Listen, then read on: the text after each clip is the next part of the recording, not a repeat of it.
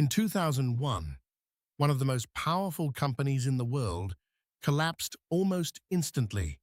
A company worth $60 billion erased. Employees lost their life savings. Investors were wiped out. And the global financial system was forced to rewrite its rules. But the most unbelievable part, the collapse didn't begin with a journalist, or a regulator, or a rival company. It began with one employee, a mid-level accountant who discovered a secret so dangerous that speaking up could cost her career or her freedom. This is the story of Sherron Watkins, the whistleblower who exposed Enron's lies and dismantled an empire from the inside. To understand how one person could topple a corporate giant, you need to understand the myth Enron built around itself. In the 1990s, Enron wasn't just a company, it was a symbol, the future of American capitalism. They claimed to have reinvented the energy industry. They weren't just selling electricity or gas, they were selling innovation, financial engineering, and limitless growth. The media worshipped them. Wall Street adored them. Politicians praised them. Enron executives were treated like rock stars, the smartest guys in the room. But behind the glossy annual reports and soaring stock price, something was deeply wrong. The profits were too perfect, the growth was too smooth, and the numbers didn't behave like real numbers. Enter Sherron Watkins, not a CEO, not a board member, not a star executive, just an accountant, someone whose job was to make sure the numbers told the truth. And one day, while reviewing internal financial structures, she found something that didn't make sense. Enron was hiding billions of dollars in debt inside secret partnerships, shell companies with names like LJM, Chuco, and Raptors. These weren't normal business entities. They were engineered to deceive. Debt moved off the books, losses disguised as profits, and executives enriching themselves through conflicts of interest. Watkins realized something terrifying. If even one of these partnerships failed, Enron's entire financial structure would collapse like a house of cards. This wasn't aggressive accounting.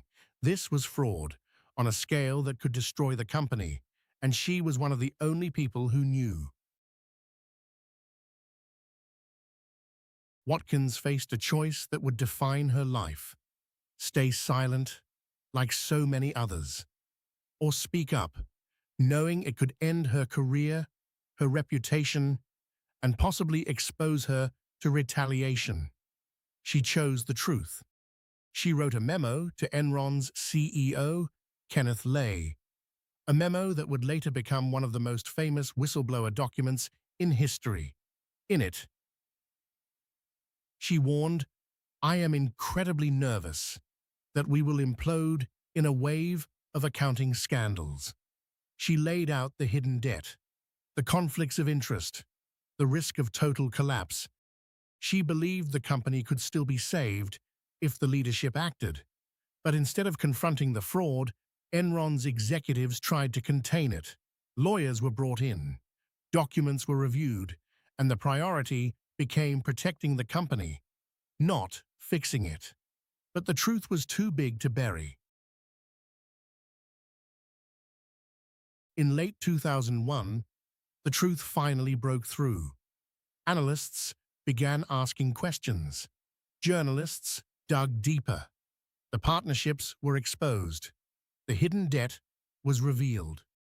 Enron's stock price collapsed from $90 to less than $1.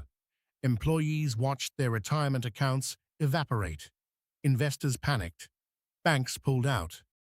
Within weeks, Enron, once the seventh largest company in the United States, filed for bankruptcy. It was the largest corporate collapse in history at the time. And it triggered a chain reaction. Criminal investigations, congressional hearings, the destruction of Arthur Andersen, one of the world's biggest accounting firms, and global outrage. All because one employee refused to stay silent. Enron didn't just collapse a company, it exposed a flaw in the global financial system. Governments around the world responded with sweeping reforms, stricter auditing standards, mandatory financial transparency, criminal penalties for executives who falsify accounts, whistleblower protections, independent oversight of corporate boards. In the United States, it led to the Sarbanes-Oxley Act, one of the most significant corporate governance reforms in modern history. Other countries followed with their own reforms, reshaping accounting rules, corporate governance, financial reporting, and auditor independence. Enron became a global case study in how unchecked ambition can corrupt an entire system. Sherron Watkins didn't become rich. She didn't become a celebrity. She didn't get a movie-style reward. She simply did what she believed was right, knowing it could destroy her career. And in doing so, she brought down a $60 billion company and forced the world to confront the dangers of corporate secrecy. Enron's collapse wasn't just a financial disaster, it was a warning, a global lesson in what happens when ambition outruns accountability. And it all began with one employee who saw the truth and chose to speak it. If you want more clear, documentary-style explanations of the law, please like and subscribe, and I'll see you in the next one.